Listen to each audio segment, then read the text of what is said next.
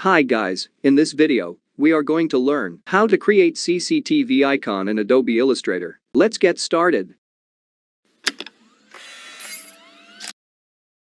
Create a new common artboard in Adobe Illustrator. Select the rectangle tool from the toolbar and draw a rectangle above the artboard. And change its color to black and stroke to none. Then go to the object menu and lock the selection.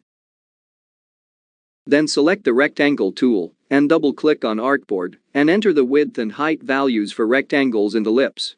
Pause the video and copy the values if you need. Let we name the rectangles as 1, 2, 3, 4, and so on. Move rectangle 1 at top and place rectangle 2 and 3 at bottom. Select the rectangle 4, hold the Alt key and move downwards, then press Ctrl+D. Place a rectangle 4 in upper part of rectangle 1. Then select another rectangle 4 and make its angle as 90 degree.